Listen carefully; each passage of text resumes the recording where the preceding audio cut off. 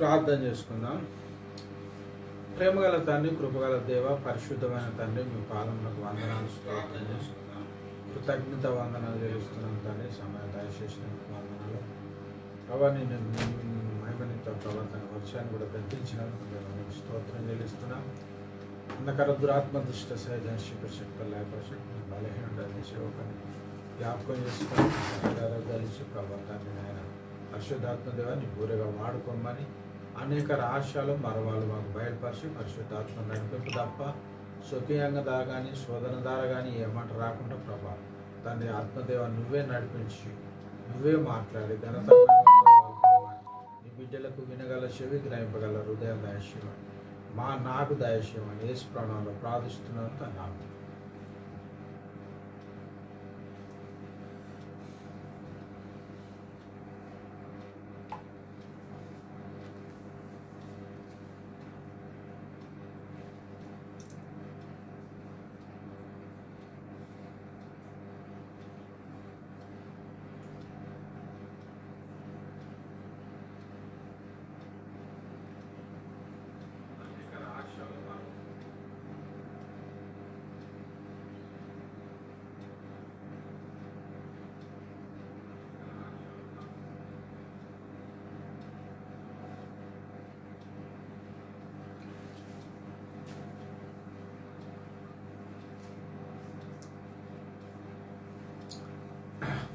ప్రసంగి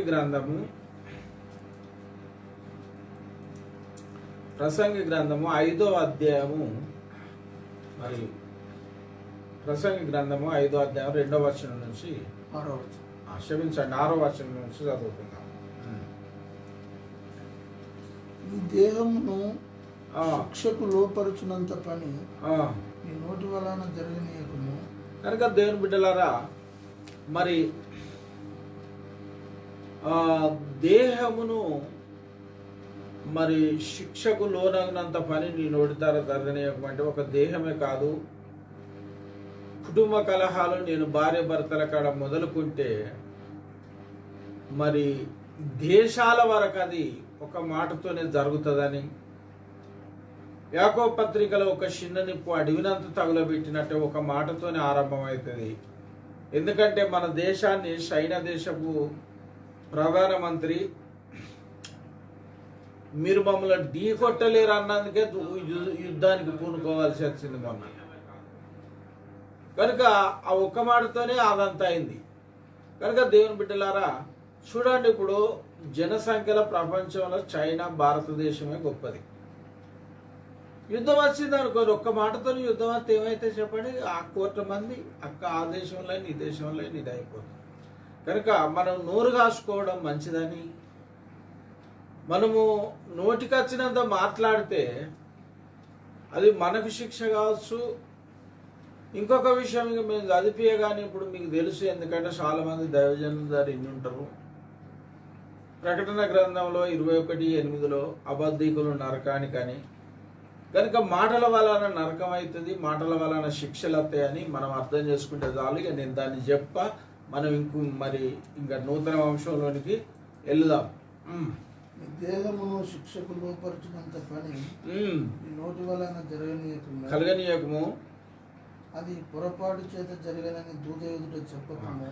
పొరపాటు ఎదుట అంటే మరి దూత ఎదుట చెప్పమంటే దూతల దగ్గర మన పాపాలు ఒప్పుకోవచ్చునంటే దూతను నామమున యేసయ్య ప్రత్యక్షమైన పాత నిబంధనల. ఎందుకంటే చూడండి, నిర్గమకాండము 23వ అధ్యాయము 20వ వచనం చదువుకుందాం. 20వ వచనం చదువుకుందాం. అక్కడ తండ్రి అయిన దేవుడు మాట్లాడుతూ ఈ విధంగా అన్నాడు, నా దూతను మీకు ముందుగా అగో యేసయ్య గురించి దేవుడు సాక్ష్యం ఇస్తూ నా దూత మీకు ముందుగా వచ్చును.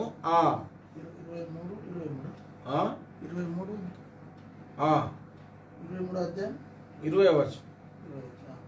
ఇదిగో త్రోవలో నిన్ను కాపాడి నేను సిద్ధపరిచిన చోటునకు త్రోవలో నిన్ను కాపాడి నిన్ను సిద్ధపరిచిన చోటునకు రప్పించుటకు ఒక దూతను నీకు ముందుగా చూశారా, ఒక దూతను మీ ఎద్దకు పంపుతున్నానని ఒక మాట చెప్పిండు. అక్కడ అర్థం చేసుకోండి, ఒకటే మాట చెప్తా నేను. త్రిత్వకూర చెప్పాలంటే మరి ఓ 2 గంటలలో కనీసం అవుతుంది కావచ్చు. ఆయన సన్నిధిని జాగ్రత్తగా ఉండి ఆయన సన్నిధిని జాగ్రత్తగా ఉండి ఆయన మాట వినవాలను ఆయన కోపము రేపవద్దు ఆయన కోపం రేపవద్దు మీ అతిక్రమములను ఆయన పరిహరింపడు మీ అతిక్రమములను పరిహరింపడు నా నామం ఆయనకున్నది. నా నామం అంటే యెహోవా అన్న పేరు ఆయనకున్నది అన్నాడు. ఆ పేరు నచ్చిన వాడే ఆ దూత లేక యెహోవా దూతగా ప్రాత నిబంధనల ప్రత్యక్షమైన వాడే యేసయ్య. చదవండి ఆ ప్రసంగ గ్రంథం చదువుకో.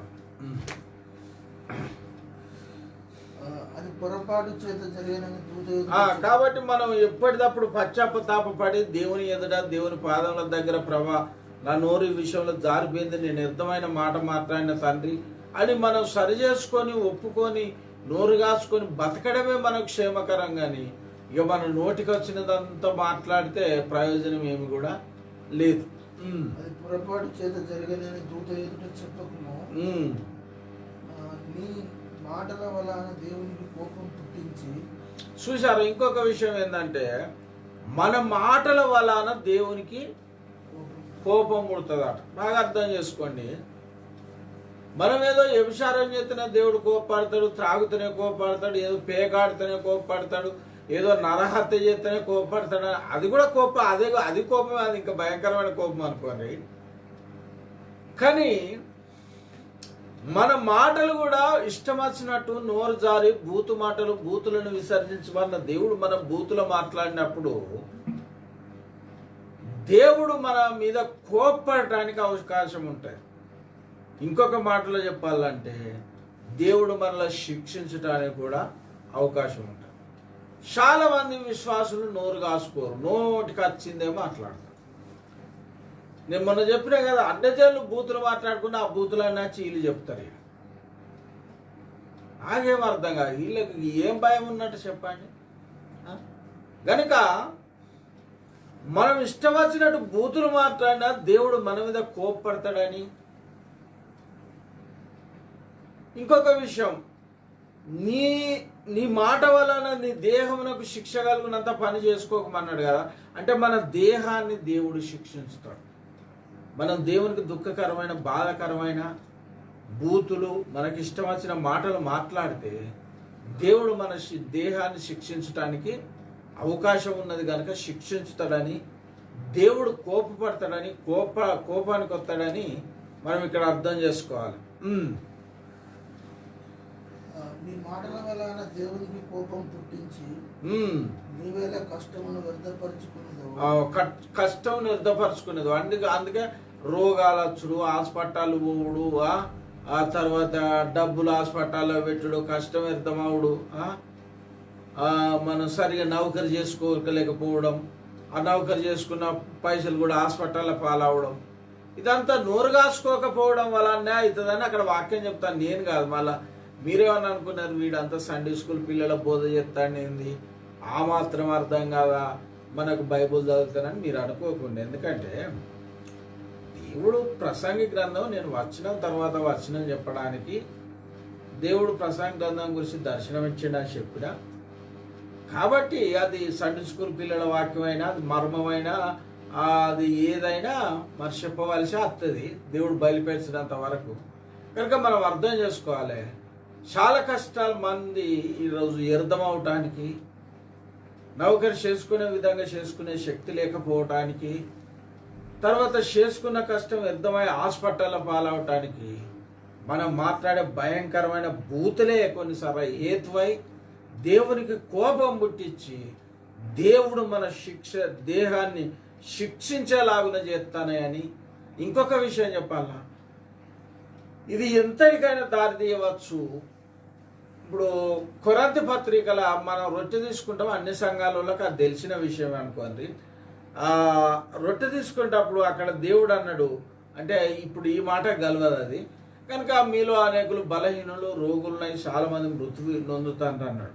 చదువుడు అవసరం లేదు, కానీ దేవుని బిడ్డలారా, మన కష్టం వ్యర్థం అవటానికి, మనం నోరు కాసుకోకపోవడం వలన, మనము హాస్పిటల్లో ఫాలో అవటానికి, మన దేహం శిక్ష పాలవటానికి అవకాశం ఉంటుందని ఎరిగి నీతిమంతులు దేవుని బిడ్డలు భయభక్తులు కలిగి ఏదన్నా మాట జారిపోయినప్పుడు తండ్రి నేను నా నోరు ఈ విధంగా జారిపోయిందని. ఇంకొక విషయం, మనం ఈ విధంగా మరి దేవుని శరీరంలో పాల్గొనేటప్పుడు తండ్రి నేను మాటల వలన, తలంపుల వలన, క్రియల వలన ఏ పాపం అయితే చేసిందో ఆ పాపం క్షమించు అని మనం వివేచించి యేసు రక్తంలో మన పాపాలు ముందు కడుక్కొని భయభక్తితో దేవుని దగ్గర ఒప్పుకొని తీసుకుంటే అది మనకు ఆశీర్వాదకరం. లేకపోతే మనం రోగులము, బలహీనులము. చాలా మంది కొరంథీ సంఘంలో అలాగ చేయక మృతి నొందిందని లేఖనం చెప్తాంది. నీ మాటల వలన దేవునికి కోపం పుట్టించి నీవేళ నీ కష్టమును వ్యర్థపరుచుకున్నా. దేవుని కోపం పుట్టించి నీ కష్టం నేల నువ్వు వ్యర్థపరుచుకున్నదు. అధికమైన స్వప్నములను మాటలను నిష్ప్రయోజనము. కనుక దేవుని బిడ్డలారా, కొందరు ఏదైనా చిన్న కళ పడుతుంది, నాకు ఇట్లా పడ్డది, నాకు అట్లా పడ్డది కదా, వాళ్ళకి అదే పిచ్చి. కనుక అధికమైన సపనములు, అధికమైన మాటలు నిష్ప్రయోజనం. కనుక పెద్ద ఏదో ప్రవక్తలైన వాళ్ళ దేవుడు ప్రవక్తలతో మాట్లాడతాడు అనుకో. ఇప్పుడు మోషే ప్రవక్తతో మాట్లాడినట్టు ఇశ్రాయేలీలలో ఎవరితో కూడా మాట్లాడలేదని దేవుని వాక్యంలో ఉన్నది. ఇంకొక సాక్ష్యం ఇప్పటి కాలంలో ఓఫిరాన్ని ఏం చెప్పిండంటే, మోషే భక్తునితో మాట్లాడినట్టే మరి ముంగమూరు దేవదాసాయ గారితో ఎస్ఐ మాట్లాడుతూ వచ్చిండని చెప్పాడు. అట్లా కొందరితో మాట్లాడతారు, కానీ ఇక మొత్తం అన్ని మనకే మన వసటి, మన సామాన్యుల వసటి, మనం ప్రతి కళ ఏదో దేవుడే మాట్లాడిండు అది ఇదని ఏదో మనాది పెట్టుకొని పండడం, ఏదో ప్రార్థన చేసిన కదా ఈ రాత్రి దేవ నాతో మాట్లాడమన్నాం, ఈ కళ్ళ మాట్లాడమన్నాం అని అదే మనాది పెట్టుకొని పండు దేవుడు మాట్లాడినట్టు అటువంటి అన్ని నిష్ప్రయోజనం అవుతాయి. మీరు మాట్లాడున్నా ప్రార్థన చేసుకుని తప్పులేదు, కానీ పెద్ద మనాదిగా మార్చుకోకుంటే మంచిది. మనాదిగా మార్చుకోవద్దని నా మనవి. అధికమైన స్వప్నములను మాటలను నిష్ప్రయోజనములు. నీ మట్టుకు నీవు దేవుని యందు భయభక్తులు కలిగి ఉండు. కనుక దేవుని బిడ్డలారా, సరే మీరు భార్య భర్తలైనా, మీరు పిల్లలైనా, తండ్రులైనా, ఎవ్వల మట్టుకు వాళ్ళు భయభక్తి కలిగి ఉండడం మనం నేర్చుకోవాలి. నా భార్య లోబడితే నేనెందో మంచిగా ఉండా, లేకపోతే నా భర్త లోబడితే నేనెందో మంచిగా ఉండా, లేకపోతే నా పిల్లలు మంచోళ్ళు అయితే నేనెందుకు దేవుని మంచిగా ఉన్నా, లేకపోతే మా అమ్మ నాన్న మంచోళ్ళు అయితే నేనెందుకు దేవుని మంచిగా. ఇదంతా మనం పక్క పెట్టాలి. ఎందుకంటే అక్కడ దేవుడు ఏం చెప్తాను చూడండి, నీ మట్టుకు నువ్వు భయభక్తి కలిగి ఉండు.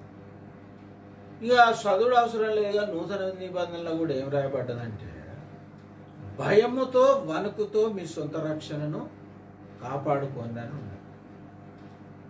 తండ్రి అయినా, తల్లి అయినా, కొడుకైనా, కూతురైనా, ఎవరైనా దేవుని భయం లేకపోతే వాళ్ళకు ఇక మరి వాళ్ళు ఆడిందే ఆట, పాడిందే పాట అవుతుంది.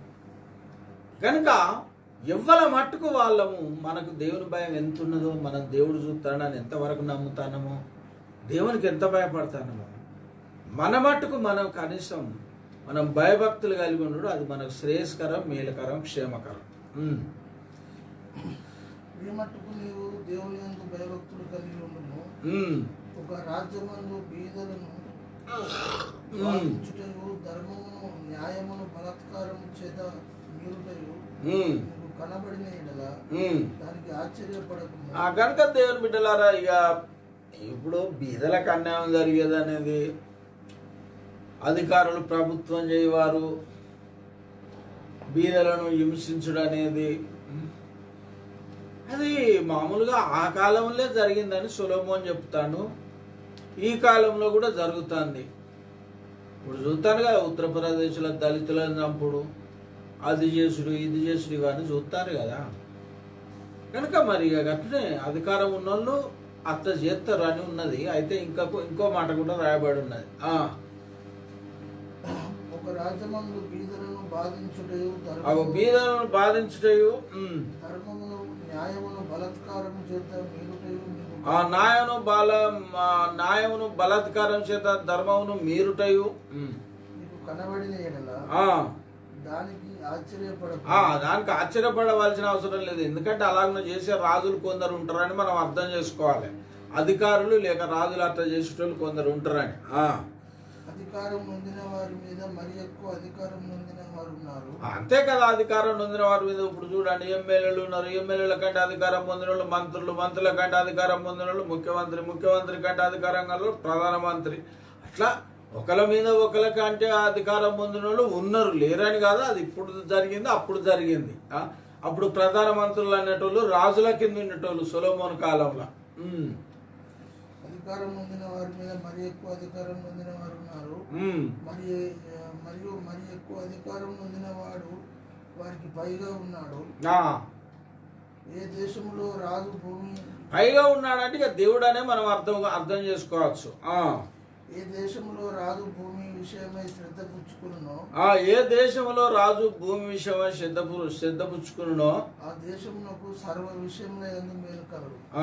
ఇప్పుడు చూడండి, మన ముఖ్యమంత్రి కేసీఆర్ గారు చేసే పని అంతా, ఆయన దృష్టి అంతా వ్యవసాయ పనుల మీదనే. ఈ ప్రాజెక్టులన్నీ వ్యవసాయం వల్ల నిమిత్తమే కనుక ఆయనే చెప్తాడు ఒక్కొక్కసారి, మరి ఈ మన భారతదేశంలో అన్ని రాష్ట్రాల కంటే మన తెలంగాణ రాష్ట్రం ధనిక రాష్ట్రం అని. కనుక దేవుని బిడ్డలారా, మరి వ్యవసాయానికి ప్రాధాన్యత ఇవ్వకపోతే ఇక భూవెక్కడి నుంచి వస్తుందండి? బిల్డింగులు పెడతాయా, హైటెక్ సిటీలు పెడతాయా, ఏం పెడతాయి చెప్పండి? ఈ వ్యవసాయం అంతా ఇడిచిపెట్టుకొని చెరువులలో కనీసం నీళ్లు కూడా లేవని చెరువుల కొర పట్టించుకోకుండా, వ్యవసాయం కొర పట్టించుకోకుండా ఇంకా ఏవో పట్టణాలలో నిర్మించితే ఇంకా పబ్లిక్ ఫలితం ఏముంటుందండి? అందుకే కేసీఆర్ గారు చక్కటి నిర్ణయం తీసుకున్నారు కనుకనే అది తెలంగాణకు చాలా క్షేమము, అభివృద్ధి జరుగుతుంది. ఆ మాట దేవుడు బైబిల్లో కూడా రాయించాడు. ఏ దేశంలో రాజు భూమి విషయమై శ్రద్ధ పుచ్చుకును, రాజు భూమి విషయమై శ్రద్ధ పుచ్చుకును, ఆ దేశమునకు సర్వ విషయంలో ఎందుకు మేలు కలుగు. ఇప్పుడు చూడండి, ఆంధ్రప్రదేశ్ క్షమించాడు, తెలంగాణకు అదే మేలు కలుగుతుంది. కనుక దేవుని బిడ్డలారా, కేసీఆర్ తీసుకున్న లక్షల ఎకరాల భూమి పండడం వలన ఇటు రైతులకు ఆదాయం, పని చేసుకున్నందుకు కూలీలకు న్యాయం, దేశంలో ఇప్పుడు విస్తారమైన పంట పండింది అనుకో, బియ్యం కూడా తక్కువ రేటుకి వస్తాయి. అట్లా సామాన్యుల ప్రయోజనం, అన్ని విధాల మేలు కలుగుతుంది, దేశానికి క్షేమం కలుగుతుందని మరి లేఖనం చెప్తుంది. ద్రవ్యము అపేక్షించువాడు ద్రవ్యము చేత తృప్తి నొందడు.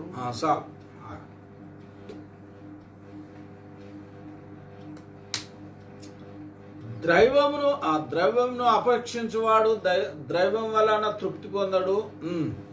ద్రవ్యమును అపేక్షించువాడు ద్రవ్యము చేత, అంటే దాన్ని కోరుకొని వాడు దాని వలన తృప్తి పొందడు. ధన సమృద్ధిని అపేక్షించువాడు దాని చేత తృప్తి పొందడు. గనుక దేవుని బిడ్డలారా, కొందరికి ధన సమృద్ధి చేసుకోవాలన్న ఓ పిచ్చి అనుకో, ఇక అది మంచి అనుకో. పిచ్చి ఎట్లా అంటావు సార్, కోటేశ్వర్లు అంతా పిచ్చి వాళ్ళు అంటావని మళ్ళీ నన్ను అట్లా అంటారేమో. కనుక కొందరికి ధన సమృద్ధి అంటే ఇక కొందరికి అదే ఉద్దేశం ఉంటుందని అర్థం.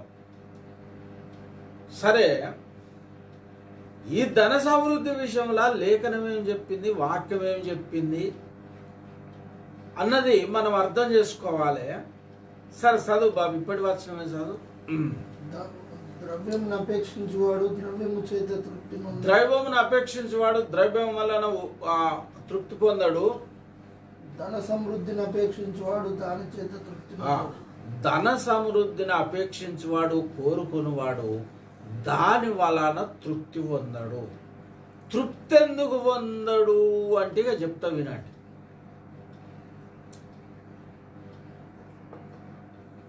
లక్ష సంపాదిస్తే లక్షలు కావాలండి, ఆస్తి కోర్టులకు వెళ్ళినాక కోర్టు కావాలనిపిస్తుంది, ఆ ఆస్తి 100లలో పోయినాక 1000లలో కావాలనిపిస్తుంది, ఇక 1000లలో పోయినాక లక్షలలో కూడా కావాలనిపిస్తుంది.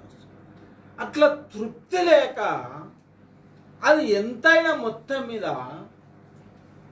దాని వలన తృప్తి రాదు అని దేవుడు సెలవిస్తాడని మనం అర్థం చేసుకోవాలి. లేక లేఖనం సెలవిస్తాంది, లేక దేవుడు సెలవిస్తాడు, దాని ద్వారా తృప్తి రాదు.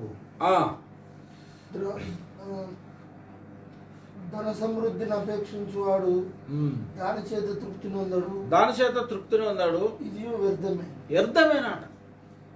కాబట్టి దాన్ని అపేక్షించి కొంతమంది అపేక్ష ఎట్లుంటదంటే దాన్ని తినక తాగక ఒక కడుపుకు సరైన తిండి లేక సరైన వస్త్రాలు లేక వస్త్రాలు కూడా ధరించుకోక ఇట్లా చాలా పిసినార్తనం చేసి దాని పట్లనే అపేక్ష కలిగి ఉంటారు. రోగం వచ్చిన హాస్పిటల్లో పోలేక పోయినా ఏదో ఎమిడి దగ్గర పోతే 300 రూపాయల ఫీజు కట్టాలి, ఏదో 20-30 రూపాయలు పెట్టి ఏదో ఆర్ఎంపీ డాక్టర్ దగ్గర ఇంజక్షన్ వేయించుకుంటే తక్కువ అయితే మంచిది కదా అని ఇట్లా ఆర్ఎంపీ డాక్టర్ని ఆశ్రయించడం, సరైన తిండి తినకపోవడం, సరైన వస్త్రం ధరించకపోవడం, ఇంత పిసినారులుగా కొందరు భయంకరమైన పిసినారులు అవుతారన్నమాట. ఈ ధనాపేక్షలు ఉన్నోళ్ళు కొంతమంది భయంకరమైన పిసినారులు అవుతారు. ఈ పిసినారితనం వల్ల నేను కొంచెం ముందుకెళ్ళినాక చెప్తా. చదువు బాబు చదువు. ఆస్తి ఎక్కువైన ద్రవ్యం నాకు ధన సమృద్ధిని అపేక్షించువాడు దాని చేత తృప్తినొందుడు ఇది వ్యర్థమే. ఆస్తి ఎక్కువైన ఎడల దాన్ని భక్షించువారు ఎక్కువ. ఆస్తి ఎక్కువైనప్పుడు దాన్ని తినేవాళ్ళు కూడా ఎక్కువ అవుతారు. కన్నులారా చూచుటే గాక ఆస్తి పరునికి తన ఆస్తి వలన ప్రయోజనం ఏమి? లేఖనం చెప్తాంది కన్నులారా చూడడం తప్ప, లేకపోతే ఇన్ని కోట్ల ఆస్తి ఉన్నదని చెప్పుకోవడం తప్ప ఇంకా దాని ద్వారా ప్రయోజనం ఏమీ లేదని దేవుడు చెప్తాడు. కానీ ఈనాడు ఎంతమంది క్రైస్తవులు మారుమనసు వస్తుందండి మాటని. చాలా మంది ఇటువంటి మాటలు ఇని కూడా మారుమనసు లేక డబ్బుకే దాసోహం అనేటోళ్ళు ఎందరో ఉన్నారు. మన యేసయ్య కూడా మత్తయి సువార్తలో చెప్పిండు, ఎవడు సిరికిని దేవునికిని దాసునిగా ఉండలేరు అన్నాడు. సిరి అంటే సంపద, ఇక గదే ఐశ్వర్యం. కనుక ఎవడు ఇద్దరు దాసులకు ఇద్దరు యజమానులకు దాసుడై ఉండలేరు. ఆడొక్కరిని ద్వేషించడం, ఒకరిని ప్రేమించడం. అంటే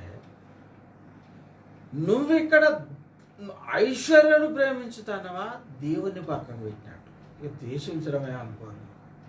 ఒకవేళ దేవుడిని ప్రేమించుతానో మరి ఐశ్వర్యాన్ని పక్కకు పెట్టవలసి, ఏదో ఎవరికో ఒకరికి నువ్వు దాసుడు కావాలి. నువ్వు ఇటు డబ్బుకు ఇటు దేవునికి దాసుడు కాలేవు. కన్నులారా చూచుటే గాక ఆస్తి పరునికి తన ఆస్తి వలన ప్రయోజనం ఏమి? కాబట్టి కన్నులారా చూచడం తప్ప ఆస్తి వలన ఆస్తి పరునికి ప్రయోజనం ఏమి? కష్టజీవులు కొద్దిగా తిన్నాను, ఎక్కువగా తిన్నాను, సుఖనిద్ర నొందుతారు. చూసారా ఒక మాట, వాళ్ళకట మంచి సుఖమైన నిద్ర వస్తుందట. మరి ధనవంతులకు ఏమవుతుందట? కష్టజీవులు కొద్దిగా తిన్నాను, ఎక్కువ తిన్నాను, సుఖనిద్ర నొందుతారు. కష్టజీవులు అయితే, పేదవాళ్ళు అయితే ఎక్కువ తినను తక్కువ తినను మంచి సుఖమైన నిద్ర నొందుదురు. అయితే ఐశ్వర్యవంతులకు తమ ధన సమృద్ధి చేత నిద్ర పట్టారు. చూశారా, ధన సమృద్ధి వలన ఒక నష్టం ఉన్నదని ఇక్కడ సొలొమోను చెప్తాడు. నిద్ర పట్టదు. ఒక హైదరాబాదులాట ఏదో సార్ కథ చెప్పిండట స్కూల్ పిల్లలకు. ఒక గొప్ప ధనవంతుడు ఉండేనట.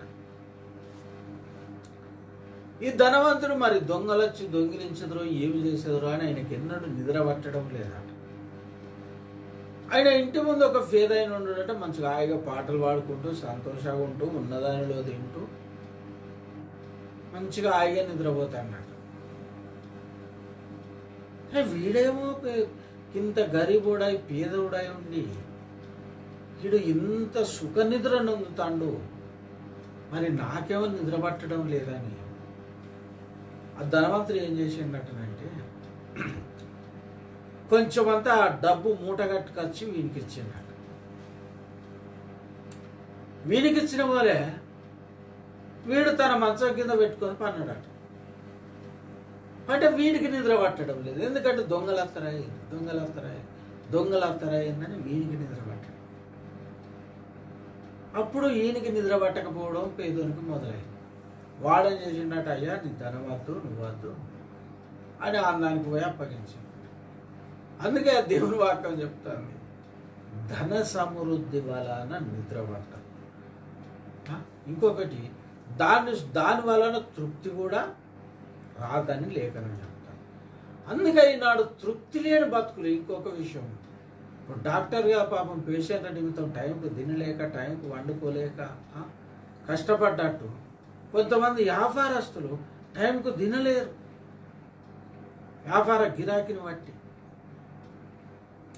ధనం పట్ల ఉన్న ఆసక్తిని బట్టి టైంకు వండుకోలేరు. ఇట్లా కొంతమంది శ్రమ పడతారు, కానీ దాని ద్వారా తృప్తి లాభం ఏమి లేదని లేఖనం చెప్తాను. ఇంకేం చెప్తాందో చూద్దాం.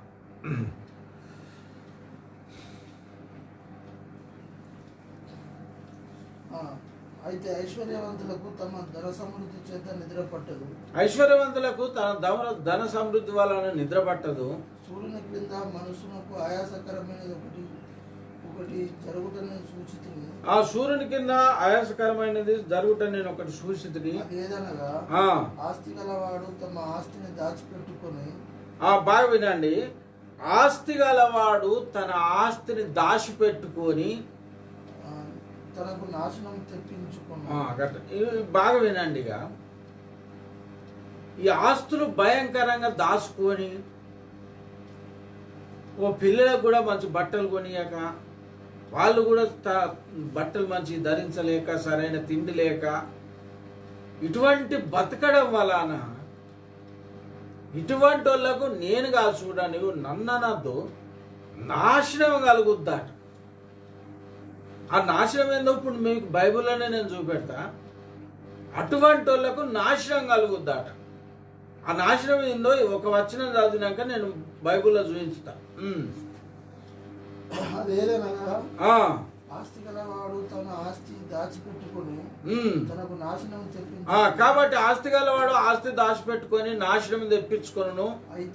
అయితే ఆస్తి దురదృష్టం వలన నశించు. కొన్నిసార్లు దురదృష్టం వలన ఉన్న ఆస్తి కూడా పోతుంది. అది పోగల వచ్చినాడు, అది దురదృష్టం వలన పోతుంది అని లేఖనం చెప్తారు.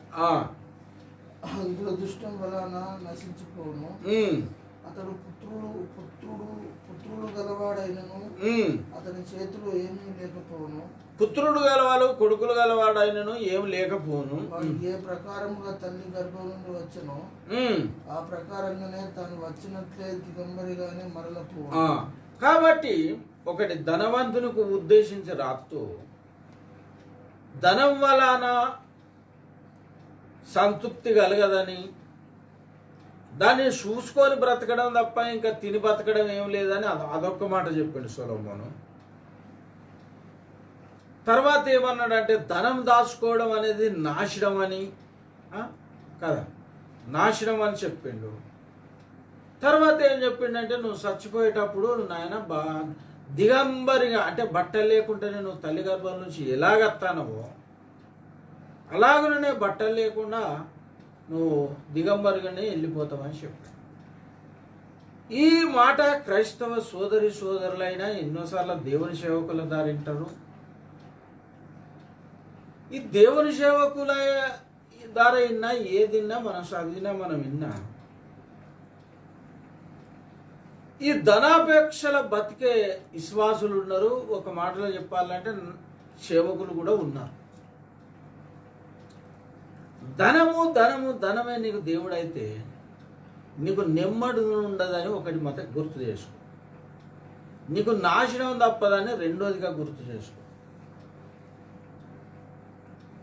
మూడోదిగా నువ్వు వచ్చినట్టే పోతుంది తల్లి గర్భంలో, నీ చేత తీసుకుపోయేది ఏది లేదన్నది కాదు నీకు తెలుసు. తిమోతి పత్రికలు కూడా రాసి ఉన్నది. అయితే యాకోబు ఒక మాట రాసిండు. ఒకవేళ గిద్దోనికి ఐడి ఉంటుంది కదని యాకోబు పత్రికలు ఏమైనా ఉన్నదంటే, అంత దినములలో కూలోళ్లకు కూలి కూడా సరిగియ్యక దాచుకున్న వారి కూలి మొరబెడుతుంది అని దేవుని వాక్యంలో ఉన్నది.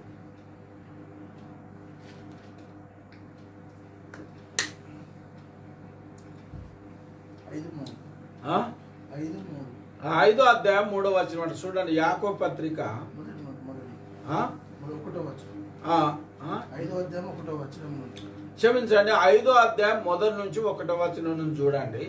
యాకోబు పత్రిక 5వ అధ్యాయము 1వ వచనం. ఇదిగో ధనవంతులారా, ఇదిగో ధనవంతులారా. చూడండి, మీరు అనుకోవచ్చు ఈ పాస్టర్ చెప్పిందంత ప్రసంగి గ్రంథం కాదండి, అది రాజులుగా, ఆయన రాజు కాబట్టి రాజుల కొరకు చెప్పిండంటే మరి యాకోబు ఎవరి కొరకో చెప్పిండో మరి ఇప్పుడు నూతన నిబంధన క్రైస్తవమైన మన కొరకు ఏదైనా మన కొరకేనండి. ఇప్పుడు మనం ఇక నేను అదంతా చెప్పా, ఇప్పుడు వినండి.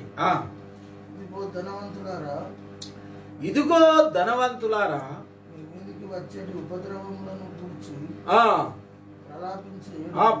ప్రలాపించి ఏడువుడి మీ ధనము చెడిపోయేను. చూసారా, ఓనాటికి ధనం చెడిపోతుంది, ధనం చూసుకుని బతికే మనం చచ్చిపోతూ ఉన్నాడు. తీసుకుపోవటానికి ఏముండదు.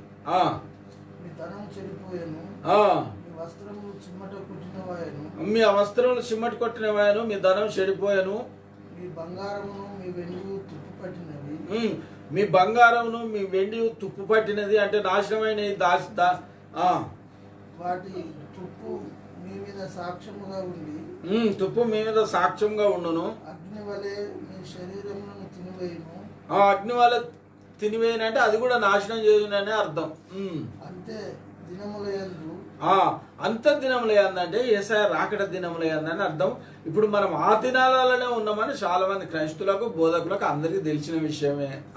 అంతే దినములయందు ధనము కూర్చుకుంటుంది, అంత దినములయందు ధనము కూర్చుకుంటుంది. ఇదిగో మీ చేలు కోసిన పనివారికి ఇయ్యగా మీరు మోసముగా బిగపట్టిన కూలి మొరపెట్టుచున్నది. చూసారా, ధనవంతులు బాగా మోసం చేస్తారండి. ఎందుకు చేస్తారో తెలుసా? ధనవంతులు అవటానికే చేస్తారు. చేను కోసిన వాళ్ళ కూలి కూడా వీళ్ళు సరిగ్గా ఇయ్యరు కనుక అది మొరపెట్టుచున్నది. మీ చేను కోసిన పనివారికి ఇయ్యక మీరు మోసముగా బిగపట్టిన కూలి మొరపెట్టుచున్నది. ధనవంతులే ఇష్టం మోసాలు చేసేటోళ్ళంతా ధనపెట్టుచున్నోళ్ళే చేస్తారు. మొరపెట్టుచున్నది. మీ కోత వారి కేకలు సైన్యములకు అధిపతి ప్రభు యొక్క చెవులలోకి వచ్చి ఉన్నవి. దేవుని చెవులోనికి వచ్చి ఉన్నది. సైన్యములకు అధిపతి అని యెహోవా ఆలకించి ఉన్నాడు. మీరు భూమి మీద సుఖముగా జీవించి భోగాసక్తులై వాద దినమునందు మీ హృదయములను పోషించుకుంటుంది. మీరు నీతిమంతుడైన వారిని శిక్షించి చంపుదురు, అతడు మిమ్మల్ని ఎదిరింపడు. చూశారా ఎట్లా ఎదిరింపుతారు? ఐశ్వర్యవంతులు కదా.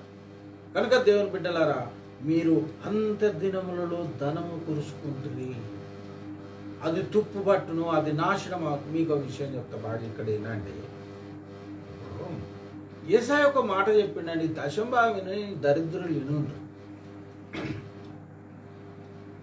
ఇప్పుడు చూడండి, సరే ఇప్పుడు నేనైతే అంగి మీద వండుకోలేదు, నాకు అలవాటు ఉండదు, అంత కట్టేసినట్టు ఉంటుంది కనుక నేను ఎప్పుడు బనీన్ విన్నే పండుకుంటా. ఈ ఏసీ రూమ్లో వండుకున్నా బనీన్ విన్నే పండుకుంటా. మా గిద్దోనైతే ఆయన లోపల బనీనే వేసుకోడు కాబట్టి అంగిలో విన్నే పండుకుంటాడు. కానీ ఒక్క మాట చెప్తాను, ఇక్కడ బాగా అర్థం చేసుకోవాలి. ఎవ్వలవన్నా పండుకోగా జేబులో 10 రూపాయలు వేసుకొని 10 రూపాయలు పెట్టుకొని పండుకుంటాం. పండుకో.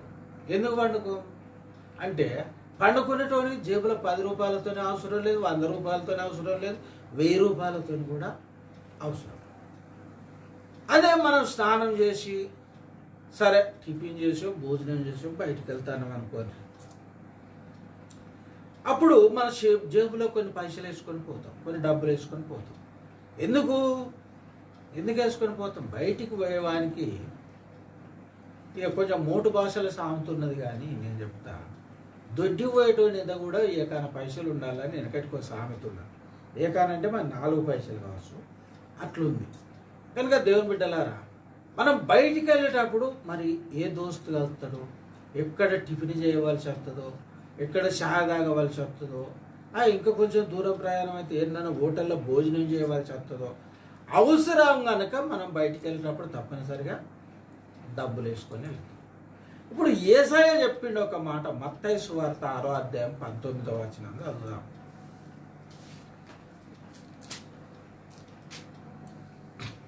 భూమి మీద మీ కొరకు ధనము కూర్చుకునవద్దు.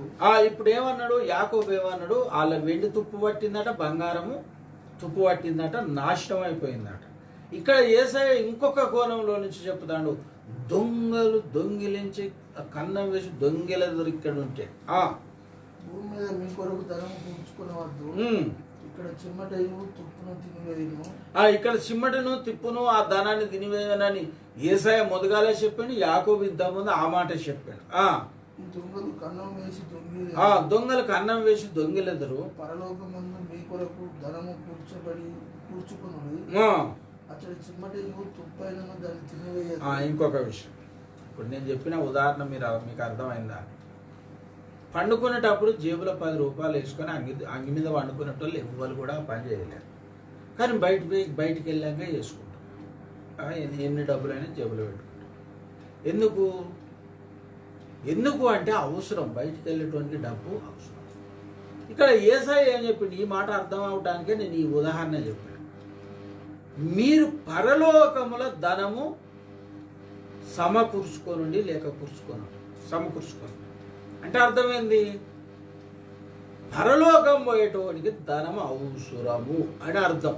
విశ్వాసులు బాగా అర్థం చేసుకోరు. అయ్యో ఉన్నోళ్ళే ఇత్తలేరు కదా, మేము లేని వాళ్ళం ఏమి ఇస్తాం దేవుని కానీ అనుకోకుండా ఇవ్వలేదు కాళ్ళకి. ఇప్పుడు ఇంతకుముందు మనం ఏమనుకున్నాం? నీ మట్టుకు నువ్వు భయభక్తులు కలిగి ఉండు మనిషి చెప్పిన ప్రసంగం కనుక. ఒకవేళ నీ తల్లి భక్తురాలు కాకపోవచ్చు, నీ తండ్రి భక్తురాలు కాకపోవచ్చు, లేకపోతే నీ పిల్లలే భక్తులు కాకపోవచ్చు, లేకపోతే నీ భార్య భక్తురాలు కాకపోవచ్చు, నీ భర్త భక్తుడు కాకపోవచ్చు, కానీ నీ మట్టుకు నువ్వు భయభక్తి కలిగి ఉన్న నువ్వు పరలోకంలో ధనం సమకూర్చుకుంటూ అవసరం. నేనేం చెప్పిన ఇప్పుడు పండుకునేటోడు జేబులో డబ్బులు వేసుకొని పండుకోవడం అవసరం లేదు కనుక ఎవరు వేసుకోరు.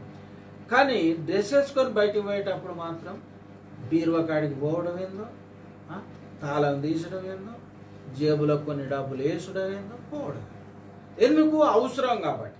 అట్లా అదే ఇప్పుడు చదువుకుందాం చూడండి. 6:19 చదువు బాబా మత్తయి సువార్త. భూమి మీద మీ కొరకు ధనము కూర్చుకునవద్దు. ఇక్కడ చిమ్మట తుప్పును తినివేయును. దొంగలు కన్నం వేసి దొంగిలెదరు. పరలోకమందు మీ కొరకు ధనము కూర్చుకునుడి. అచ్చట చిమ్మట తుప్పైనను దాన్ని తినివేయదు. అక్కడ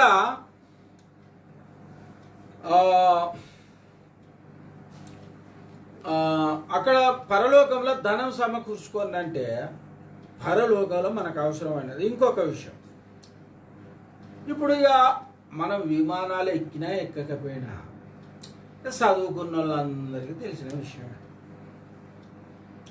ఇప్పుడు మనం ఇజ్రాయెల్ దేశము లేక అమెరికా దేశము ఎటో పోతాం. ఇప్పుడు మన ఇండియాలో మనం ఇచ్చిన పైసలు మీదనే ఆడు మనకిచ్చే పైసలు ఆ దేశ పైసలు ఆధారపడి ఉంటాయి కదా. మనం ఉదాహరణకు అనుకుందాం, ₹1 ఇచ్చినట్టు ₹1 ఇస్తుంది మన ఆడ. 50 లక్షలు ఇచ్చినోడికి 50 లక్షలు ఇస్తారు, అంతే కదా. అంటే నీవు ఇక్కడ దేవుని కొరకు ఖర్చు పెట్టిన డబ్బు పరలోకంలో నీకు ఇవ్వబడదు. నువ్వు ఎంత పెట్టినావో నీకు దేవుడు అంతా ఇస్తాడు. నువ్వు ఇచ్చిన దశం భాగాలే కావచ్చు, నువ్వు ఇచ్చిన కూటాల ఖర్చుకే కావచ్చు, ఇంకో ఖర్చు కాదు. మీకు ఒక విషయం చెప్పాలా, దశం భాగాలు ఇచ్చే బిడ్డలు ఇంకొక విషయాన్ని కూడా గుర్తు చేసుకోవాలి. అక్కడ మరి అది కొరంతి పత్రికలు కావచ్చు, అక్కడ ఏమని ఉంటుందంటే, ఒకడు వరదిల్లిన కొద్దీ మీ యొద్ద కొంత ధనము పోగు చేయవలను లేక సిద్ధం చేయవలను అని దేవుని వాక్యం ఉన్నది. దేవుని బిడ్డలారా, ఇంకా దశమ భాగం ఇచ్చుటనే మనం అన్నిట్ల నుంచి దేవునికి దశమ భాగం ఇవ్వాలి. ఇవ్వడమే కాకుండా మన ఇంటి దగ్గర కొంత ధనం వర్ధిల్లిన కొద్ది ఐశ్వర్యవంతులకు లేక దేవుని ద్వారా దీవించబడి హెచ్చించబడ్డ దేవుని బిడ్డలకు పౌలు గారు చెప్పిన మాట అది. ఏం చెప్పిండంటే, నువ్వు వర్ధిల్లిన కొద్దీ దేవునికి కొంత సొమ్ము నువ్వు పొదుపు చేయాలి లేక నీ ఇంట్లో జమ చేయాలి. అది దేవుని చిత్తం, అది లేఖనంలో రాయబడ్డ సత్యం. కనుక దేవుని బిడ్డలారా, మనం ఇంకా దేవుని ద్వారా అభివృద్ధి పొందిన కొద్దీ, దేవుని ద్వారా ఇంకా ఐశ్వర్యవంతులమైన కొద్దీ, ఇంకా దేవుడు మనల్ని హెచ్చించిన కొద్దీ, ఇంకా ఈ దేవుడు అన్ని విషయాలలో మనల్ని ఆశీర్వాదించిన కొద్దీ ఇంకా దేవునికి ఇవ్వడం కూడా ఎక్కువ కావాలని లేఖనం చెప్తాను. నేను కాదు, అది ఒకవేళ దొరికితే గిద్దోని చదువుతాడు. కనుక మరి మీ దగ్గర కొంత ధనము సమకూర్చాలని కొరంతి పత్రికల కొరంతిలో పౌలు రాస్తూ ఈ మాట చెప్పాడు. కనుక దేవుని బిడ్డలారా, మనకు ధనం ఎక్కువ అయితే దేవునికి ఇచ్చడం ఎక్కువ కావాలి. అది దేవుని చిత్తం అండి. మన విషయం చాలా మందికి తెలుసో తెలియదో నేను చెప్తాను. మరి ఆ టైంకి కూడా మరి ఆ లేఖనం దొరకలేదు. కనుక అర్థం చేసుకోండి, మీ యొద్ద కొంత ధనము మరి సమకూర్చాలి లేక పెట్టాలని దేవుని వాక్యం చెప్పింది. కనుక మనం ఇత్తు ఇంకా దేవుని కొరకు ఎక్కువ ఇచ్చటానికే ఎదిగిపోవాలి. కానీ ఎవరో ఆ విశ్వాసులు, ఎవరో పరలోకంలోని ఫిషినారులు ఇత్తలేరని మనం దేవునికి దూరం చేసుకొని మనం వాళ్ళ ద్వారా వాళ్ళని చూసి మనం దేవునికి దూరస్తులం కావాలి. మన సంఘంలో దేవుని బిడ్డలు కొంతమంది అప్పులున్నా బాధలున్నా గొప్ప ఐశ్వర్యవంతులు కాకపోయినా నమ్మకంగా దశం భాగాలు ఇచ్చే దేవుని బిడ్డలు మన సంఘంలో ఉన్నారు. డబ్బు బ్యాంకులలో పెట్టుకొని ఆస్తిపరులై లక్షల ఆస్తులు ఉన్నా కానీ రూపాయి ఇయ్యనోళ్ళు కూడా మన సంఘంలో ఉన్నారు. సరే, ఎవరు ఎట్లయితే మనకేంది, ఎవడు ఏ పంట విత్తునో ఆ పంట కోసనని దేవుని వాక్యం లేక లేఖనం చెప్తాంది. కనుక దేవుని బిడ్డలారా, మనం దేవునికి ఇవ్వాలి, మనం వర్ధిల్లిన కొలది ఇవ్వాలి. ఇంకా దేవుని కొంత సొమ్ము ఇప్పుడు గలగురి తెచ్చుకొని గలగురిలు ఎత్తారు చూడటం, అట్లా కొంత దేవునికి పొదుపు ఇచ్చి మరి మనం ప్రతి ఆదివారము లేకపోతే మనం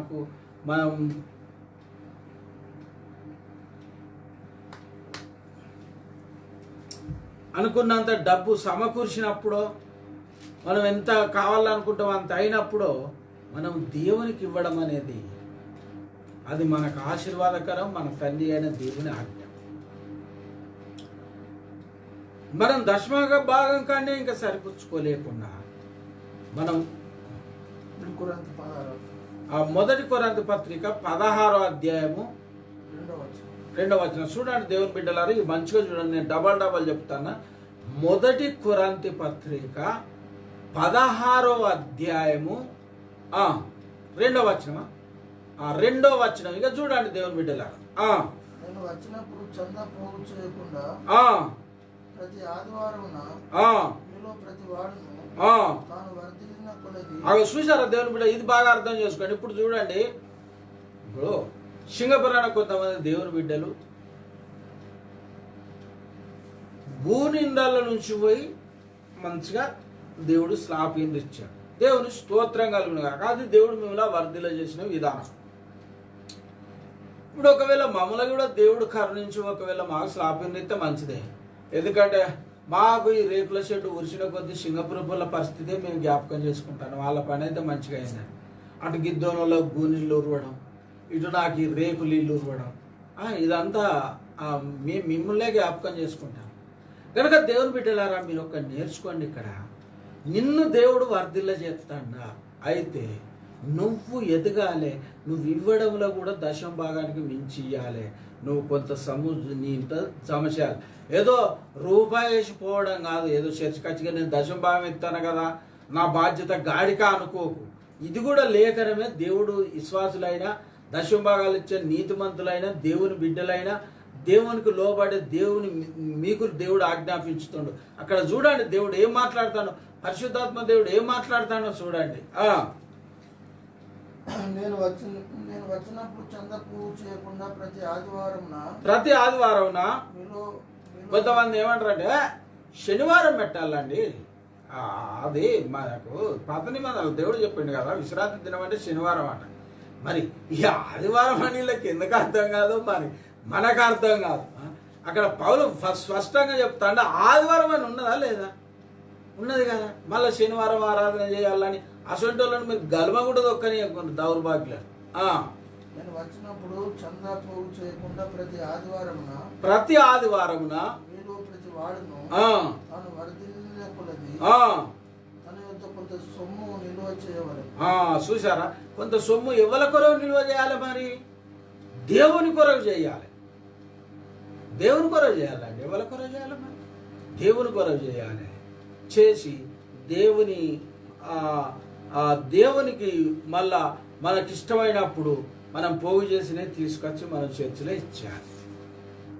ఇట్లా మనం వర్ధిల్లకు దేవుడు నన్ను ఏ స్థితుల్లో నుంచి ఏ స్థితిలో, ఇప్పుడు నా స్థితి చూడు రాదు, నేను ఎంతో స్థితుల నుంచి నేనైతే ఇప్పుడు నా దేవుడు చెప్పాడు నాకు రోజు దేవుడు దర్శనం ఇచ్చాడు. మలాకి గ్రంథం 3:8-10 గ్రంథం అంటారు. అక్కడ ఏమైనా ఉంటుందంటే వాడు దశమ భాగం దొంగిలియద్దని ఉంటుంది కదా, ఉండి మరి 10వ వచనం వాటిలో ఏముంటుంది, ఇచ్చువానికి ఆకాశవాక్యాలు నిప్పి పట్టుదలని దేవ. సరే ప్రభా, నువ్వు చెప్పినావు కదా, నువ్వు చెప్పినాక నేను ఇవ్వకుంటూ ఉంటానని నేను అప్పటి నుంచి ప్రతి దానిలో నుంచి దశమ భాగం ఇస్తాను. వాస్తవానికి సేవకులు కూడా ఇవ్వాలి, సేవకులు ఇవ్వాలి, విశ్వాసులు ఇవ్వాలి, దశమ భాగం ఎవరమైనా ఇవ్వాలి. అది మన విషయంలో దేవుని చిత్తం. అంతేకాకుండా మనం వర్ధిల్లిన కొలది కొంత సొమ్ము దేవుని కొరకు, కొంత ధనము లేక కొంత డబ్బు దేవుని కొరకు పోగు చేయాలి.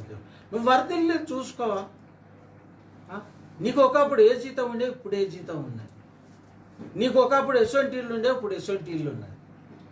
నువ్వు ఒకప్పుడు ఎట్లా బతుకున్నావు, ఇప్పుడు ఎట్లా బతుకుతావు, అది నువ్వు అర్థం చేసుకొని ఇదంతా తండ్రి అయిన దేవుడు నన్ను వర్ధిల్ల చేసుడే అని, దేవుడు నన్ను గొప్ప చేసిన డబ్బులని, నన్ను ఒక ఐశ్వర్యవంతునిగా దీవించిండని కొంత సొమ్ము దశమ భాగం కాకుండా సిద్ధపరచు. ఇక మీరు ఎట్రైనరు మేము పిసినారులుగానే బతుకుతామంటే నీకు నరకం తప్పది. మొదటి కొరంతి పత్రిక అనుకుంటా, మరి మొదటి కొరంతి 6వ అధ్యాయం 10వ వచనం అనుకుంటా. అక్కడ చూద్దాం ఈ పిసినాళ్ళకి ఏం గతుందో చూద్దాం. దేవుని రాజ్యమునకు వారసులు కానేరని. దేవుని బిడ్డలారా ఇక్కడ బాగా వినండి. వీడు భూలోకంలో సంపాదించుకొని ధనాన్ని భూలోకంలో వీడు తృప్తి పొందాడు, తృప్తి లేకుండా బతుకుతారు. తర్వాత నిద్ర పట్టకుండా బతుకుతారు. అయితే ఇక్కడ నేను ఈ సందర్భంపై కలిసిన ఒక్క మాట, ఇదంతా చూడండి. అన్యాయస్తులు దేవుని రాజ్యమునకు వారసులు కానేరని మీరు ఎరగరా? ఎరుగుతుంది. అన్యాయం చేసినట్టు దేవుని రాజ్యం పోయినాక ఇక ఒకరన్నట్టు అన్యాయం చేసడే మంచిది. మరి ఇక నీతిగుండు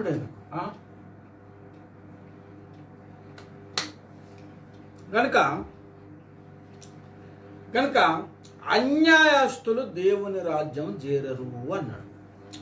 ఈ చేరరు అన్న తర్వాత ఆ అన్యాయస్తులు ఏం చేసేవాళ్ళు అక్కడ కింద వివరించాడు. అందులో ఒక్క వచనం కొరకు అన్ని చదివిపిస్తా. నేను అన్ని బాగా వివరించగానే అందులో ఒక్కటి వివరించుతా, మీకు అర్థం కాదు ఒకటి ఉన్నదని. ఈ అన్యాయస్తులు దేవుని రాజ్యంలో వారసులు గారని అక్కడ ఎవ్వరెవరు అన్యాయస్తులో కింద వివరించండి, బాగా జాగ్రత్తగా వినండి. కారాన్ని మీకు తెలియదా? మోసపోకుడి జారులు అంటే జారత్వం చేసేటోళ్ళు, మనకు అర్థమవటానికి చెప్పాలంటే విచారం చేసేటోళ్ళు. వీళ్ళు దేవుని రాజ్యానికి వారసులు గారు. ఇది మొదటి విషయం. విగ్రహారాధికులైనను చేరరు. ఇక దాన్ని చెప్పాలంటే ఎన్నో కోణాలు. ఇక విగ్రహారాధికులు దేవుని రాజ్యం చేరరు. ఇది రెండో విషయం. విగ్రహారాధికులు అంటే నేను మళ్ళా తర్వాత చెప్తా. వ్యభిచారులైన ఇక అది వ్యభిచారం అన్నా జారత్వం అన్నా ఇక అది కొంత అప్పట్లో నేను రేడియోలో వాక్యం విన్నప్పుడు జారత్వం అంటే పెళ్లి కాని వాళ్ళు చేసేది, వ్యభిచారం అంటే పెళ్లి అయిన వాళ్ళు చేసేది అని మరి బైబుల్ పండితులు చెప్పేది, నాకు కూడా తెలియదు. కనుక ఇక అది విషయం. ఆడంగితనం గలవారైనను పురుషులతో కూడా వ్యభిచారం చేసేటోళ్ళు అయినను, దొంగతనం చేసేటోళ్ళు అయినను. బాగా వినండి, ఈ వచనం కొరకు అవన్నీ చదివించిన. లోబులు అంటే ఎవరు చెప్పండి? పిసినారులు అని అర్థం. ఇలాట దేవుని రాజ్యంలోకి ఏం గారట? వారసులు కారు. ఈ దొంగలను ఎట్లా న్యాయస్తులు అన్నదో లేఖనం. అక్కడ ఇంకా త్రాగుబోతుల కొరకు ఉంటుంది.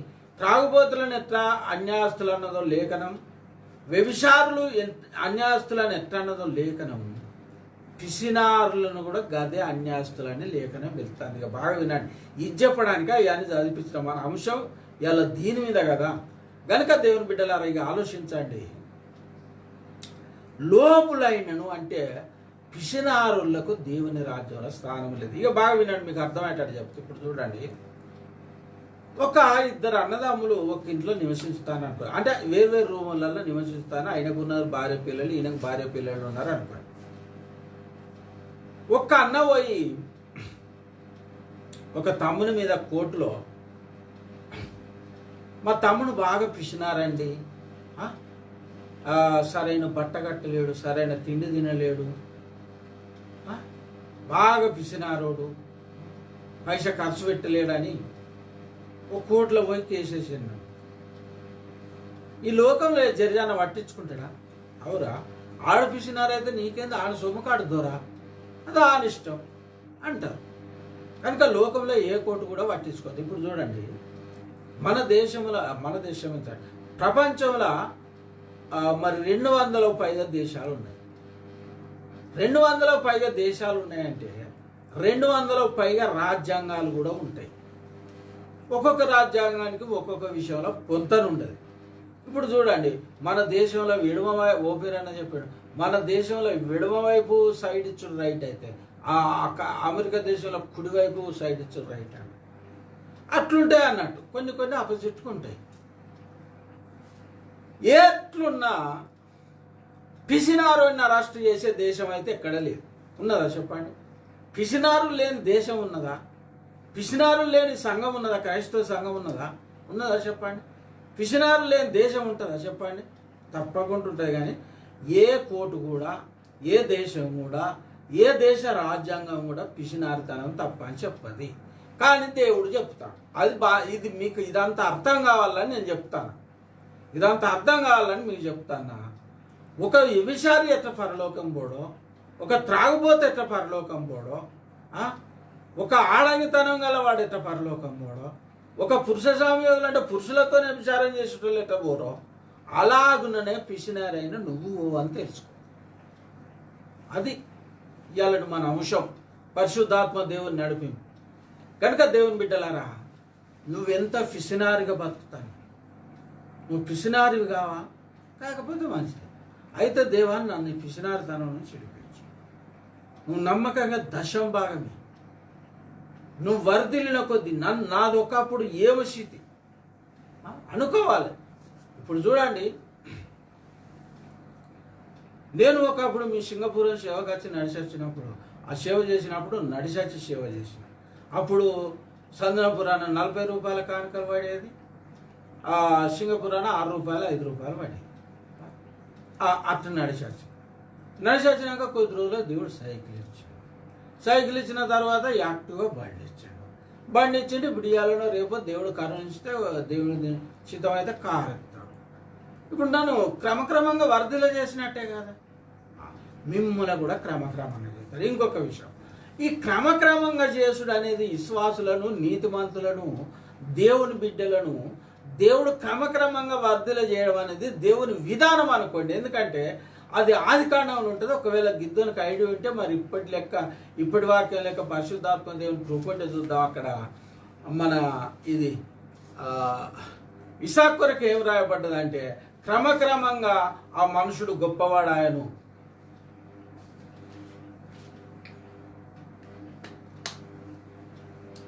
ఇసాకు కొరకు ఆదికాండంలో ఏం రాయబడ్డదంటే, ఆయన క్రమక్రమంగా దేవుడు గొప్పవాడు చేసిండని దేవుని బిడ్డలారా లేఖనంలో ఉన్నారు. కనుక మన దేవుడు క్రమక్రమంగా గొప్పవాళ్ళని చేస్తాడు. చేసినప్పుడు మనం కూడా క్రమక్రమంగా ఇచ్చుట కూడా గొప్పవాళ్ళం కావాలి. 26వ అధ్యాయము ఆదికాండము 26వ అధ్యాయం 12వ వచనం చూడండి బిడ్డలారా, దేవుని బిడ్డ చూడండి. ఇస్సాకు ఆ దేశమందు వాడై విత్తనం వేసి ఆ ఆ సంవత్సరం నూరంతల ఫలం పొందెను. నూరంతల ఫలం పొందెను. చూడండి, పంటని ఇసాకు పంటను ఎంత దీవించాడో మీ పంటలు ఎందుకు దీవించాడు? యెహోవా అతన్ని ఆశీర్వదించెను గనుక. చూడండి ఇక దేవుని బిడ్డలారా, యెహోవా అతన్ని ఆశీర్వాదించను గనక ఆ మనుషుడు గొప్పవాడాయను. అతడు మిక్కిగా బాగా వినండి, గొప్పవాడైందే కాకుండా మిక్కిలి అంటే అందరికంటే ఎక్కువ అధికుడైన గొప్పవాడాగు వరకు క్రమక్రమముగా